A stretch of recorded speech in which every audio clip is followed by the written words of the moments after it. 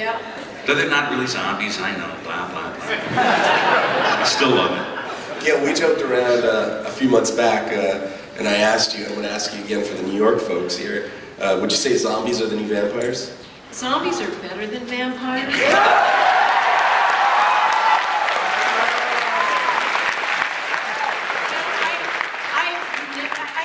I think today might even be International Global Zombie Day. I believe it is. And so, you know, let's. You don't hear Global Vampire Day. You know, I've never seen a global vampire walk. I'm not sure that I want to. There's a global vampire suck. Now that might be fun. I hope they're not the new vampires, because I used to love vampires. But I'm just so. I'm worn down now. I hope I don't get that way with zombies ever, because that would be sad. They're too sparkly. They're too sexy. Sorry. I've never seen you like this before, Frank. That's because he's here with a few thousand of his friends. That's right. So Frank, I'm going to ask It won't go any further than this room, right? Of course. So Frank, is there a major storyline from the books that you're really eager to get your hands on? Can't wait. I can't wait to get to Michonne.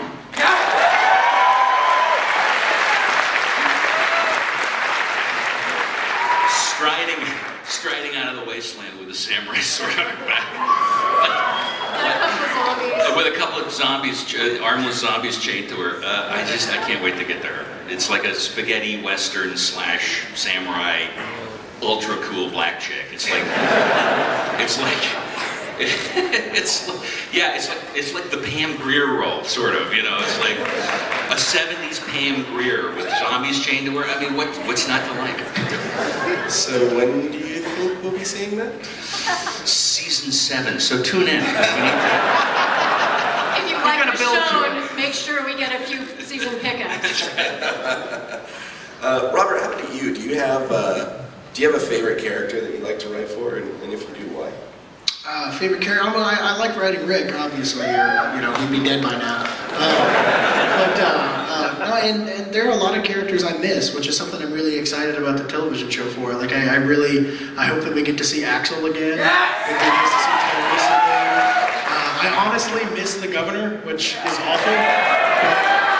It's like, I love that this show exists so that we can get back to that and maybe see those people again. Well, that's the other thing I can't wait to get to. The governor and Herschel. Yeah, it's all great stuff. And that is so. I mean, I go back to prison. Yeah. Frank Darabont back in prison. I just realized. Damn you, Robert. He told me when I first talked to him, he was like, I don't really like this comic book, but it's got a prison in it, so I feel like I need to attend it. You bring up, that's a great storyline, the prison, and I had to put the book down for a little while when we got to that point because it was just so intense. And,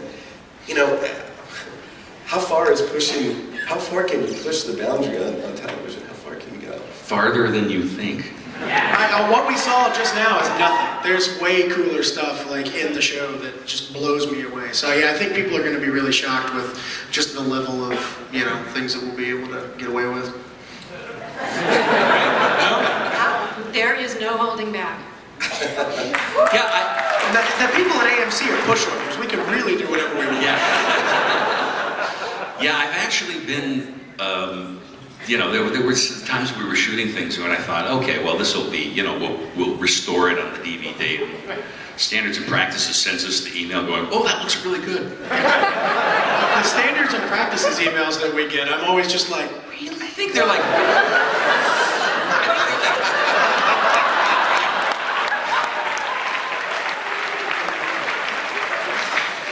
Well, I shouldn't say that because the bosses are here. Standards and Practices is doing a fine job. But yeah, I mean, if we were doing this as an R-rated feature, I don't think there's anything we'd be doing differently. I certainly, directing the pilot, didn't have to compromise in a moment like that, and well, look, you know, if you look at Breaking Bad, you can see where those, you know, and we're going to make them look like pussies anyway.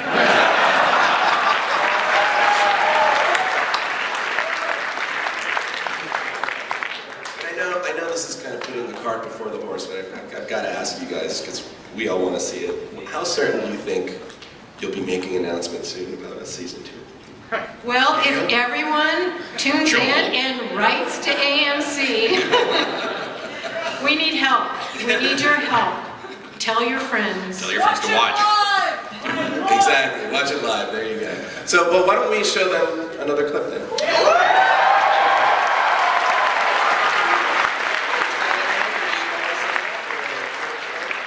I wish we could show you a head blowing up, but it's just people talking. There, I've said it before. We're going to show you a little bit more of the ensemble cast here, so. Yes, these are most of the other folks. Not everybody, but most of them. Well, you know, certain cast members, you know, I do love to work with certain people again and again. And if the role is appropriate, they're the first people I call. You know, Jeff DeMunn didn't need to audition for this, you know. And for Dale.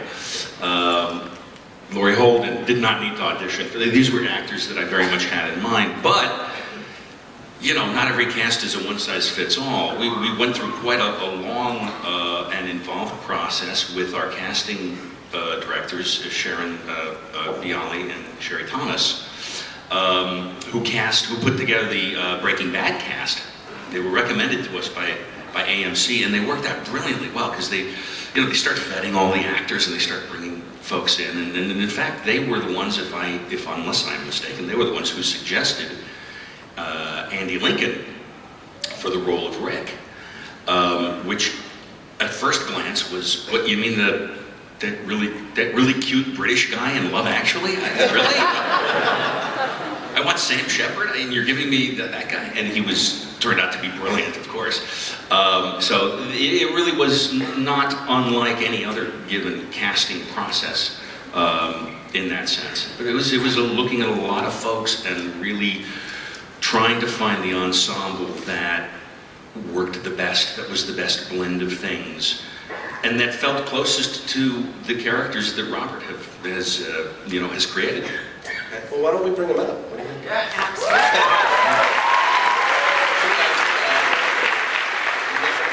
was just going to say, and then once they passed the test that we saw their auditions, the highlight for them is they got to come audition in Frank's garage. In my garage. That is a highlight. And Bernthal showed up with his pit bull. When you invite someone to your garage, they're not going to come without protection. That's true. All right, well, let's bring out the cast. Let's start first. He's a new character to the film. His name in the film is, in the show, is Daryl Dixon, Mr. Norman Reedus.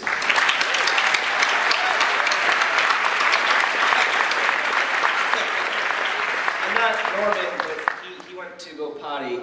Oh. Well, ladies and gentlemen. Stephen Young, ladies and gentlemen. Stephen Young. Next, she plays Andrea. Oh, no, there he is. There's Norman.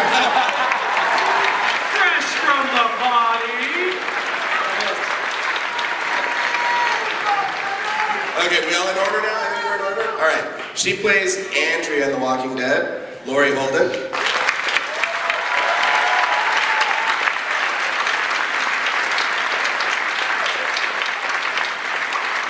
Fans of the series know him as Shane, John Bernthal.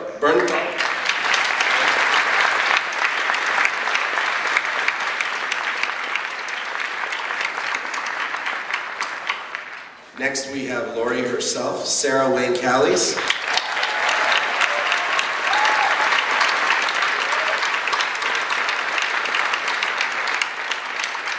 And last but not least, Rick Grimes himself, Andrew Lincoln.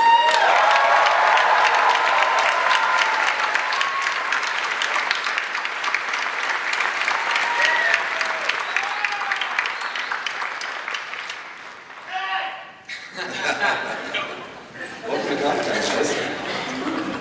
Thank you. How do you feel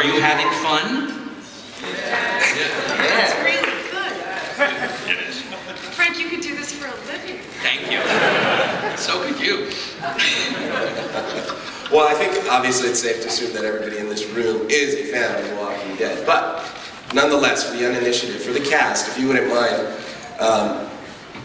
maybe we can start with you, Andrew, and then work our way down. Tell us who you play and a little bit about the character. Yeah, I play Rick Grimes. I know I'm sort of preaching to the converted here, but yeah, he's a cop from Atlanta, Georgia. He's married to Lori, has a son called Carl, and at the top of the show, he gets shot and wakes up to find himself in a zombie apocalypse. Yeah, as one does. Yeah, I hate it when that happens. Yeah, he's not having the best time in his relationship, but it's a kind of it's a dream part for me, this one, because he is an everyman. And the thing I loved about the part when I read the graphic novel was that I understood why you guys are so loyal to the book, because he reacts in a way that I would wish to react, I think, in those circumstances, and he's an honor to play.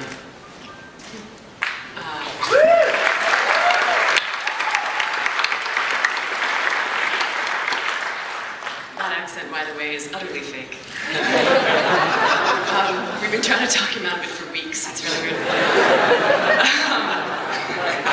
I'm Sarah. I play Lori Grimes.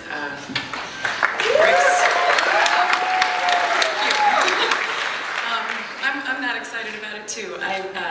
Rick's wife, Carl's mom. That's Carl, by the way. There's an R in that word.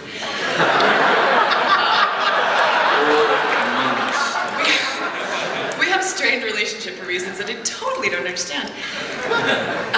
Lori is an incredibly intuitive woman, a protective woman, and a deeply flawed woman. I don't expect everyone in this room to be real happy with me for the first couple episodes. Hang in there. There's a good reason for everything that happens, and one of those good reasons is that the world is ended.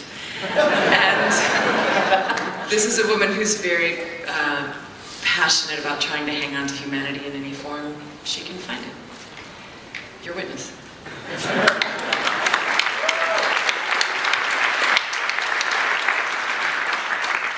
Hi everybody, I'm John Bernthal. I play Shane Walsh. Right on. God bless New York, because they didn't do that in San Diego. So God bless you guys. That's awesome. I was looking forward to San Diego and it didn't happen. So you guys are awesome.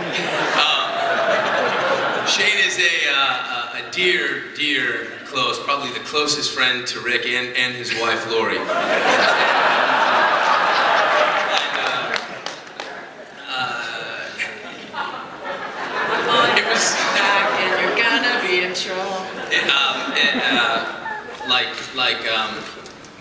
These two on the right of me, it was an absolute honor to be a part of this. This is really a special project, and as I said.